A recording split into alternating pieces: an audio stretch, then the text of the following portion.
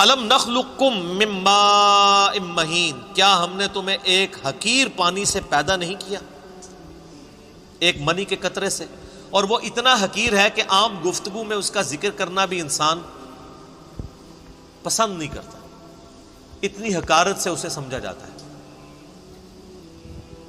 جسم سے نکل جائے تو غسل فرض ہو جاتا ہے، کپڑے دھونے ضروری ہو جاتے ہیں، اس سے جان چھڑانا ضروری ہو جاتا ہے۔ اسی کے اندر اللہ تعالیٰ نے انسان کی اوقات رکھ دی ہے کہ انسان کبھی اپنی پیدائش کے اوپر غور کرے تو کبھی اس کے اندر اکڑ نہیں آ سکتی۔ اور دیکھ لیں کوئی دنیا کا بڑے سے بڑا انسان، اس کی پیدائش ہوئی اسی طریقے سے۔ ایک حضرت عیسیٰ علیہ السلام اور حضرت آدم علیہ السلام کی ایکسیپشن ملتی ہے نا، ادروائز بڑے سے بڑا کوئی پیغمبر ہو، بڑے سے بڑا کوئی فلاسفر ہو، بڑے سے بڑا کوئی جو ہے وہ سائنٹسٹ ہو، وہ پیدا اسی طریقے سے ہوا ہے، ایک حقیر بے قدر پانی سے۔ تو اللہ فرماتا ہے کیا تمہیں ہم نے اس حقیر پانی سے پیدا نہیں کیا؟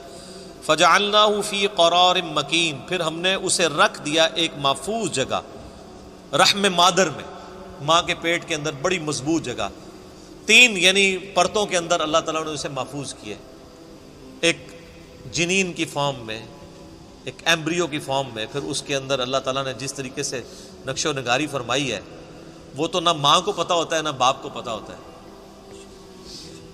ماں باپ ویسے عزت اویل کرتے رہے، وہ تو بیچارے ذریعے ہیں، صرف کرنے والا تو اللہ ہے۔ نہ باپ کو پتہ ہوتا ہے کہ کیا ہوا، نہ ماں کو پتہ ہوتا ہے کہ کیا ہوا۔ الی قدر معلوم، ایک معین مدت تک کے لیے۔ فقدرنا، تو ہم نے ایک اندازہ ٹھہرایا، فنعم القادرون، تو کتنے ہی بہتر ہم اندازہ ٹھہرانے والے ہیں۔ ویل یومئذ للمکذبین، لیکن یاد رکھنا یہ جو ہم نے پیدا کیا اور دنیا میں بھیج دیا، یہ اسی طریقے سے تمہیں چھوڑ نہیں دیا۔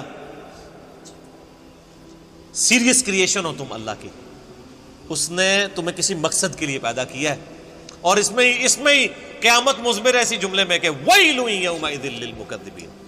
اب جو پھر رب کو رسپانس نہیں کرے گا اس کے لیے تباہ و بربادی ہے پھر قیامت والے دن۔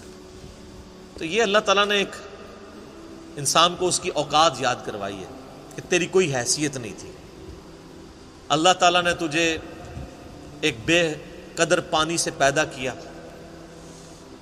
2 دفعہ تجھے شرمگاہ سے گزارا، اس کے بعد پوری زندگی انسان پخانے اور بدبو کا بوجھ اٹھائے پھرتا ہے،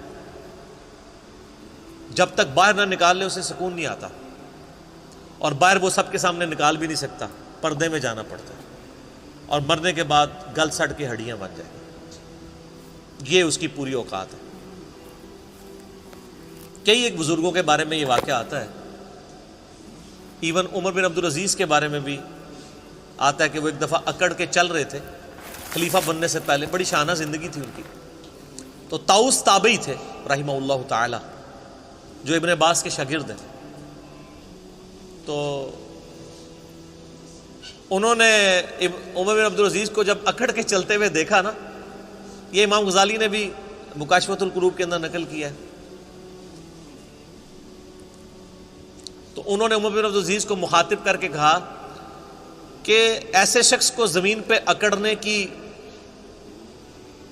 کوئی اختیار حاصل نہیں ہونا چاہیے، اس کی کوئی حیثیت نہیں کہ زمین میں اکڑ کے چلے، کہ جو ایک منی کے ناپاک قطرے سے پیدا ہوا ہے اور 2 دفعہ شرمگاہ سے گزارا گیا ہے، اور اپنے پیٹ میں پخانے کا بوجھ اٹھائے پھرتا ہے، اور مرنے کے بعد گل سڑ کے ایک مردہ ہوگا۔ وہ دیکھ لینا فوراً بو پڑنا شروع ہو جاتی ہے، تھوڑی سی لاش کو ڈیلے کرتے ہیں۔ عمر بن عبدالعزیز نے جب یہ بات سنی تو فوراً عاجزی کے ساتھ چلنا شروع ہو گئے، اور ساتھ فرماتے جاتے تھے کہ طاؤس نے مجھے جو نصیحت کی ہے نا، میرے ایک ایک جوڑ کے اوپر اس نے ایسی ضرب لگائی ہے کہ میں نے اس ضرب کو محسوس کیا۔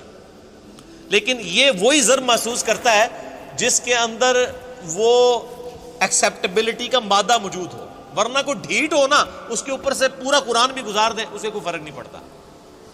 نصیحت والے کے لیے ایک جملہ بھی کافی ہوتا ہے۔ اسی طرح کا واقعہ حجاج ابن یوسف کے بارے میں ملتا ہے۔ کہ وہ بھی بڑا اکڑ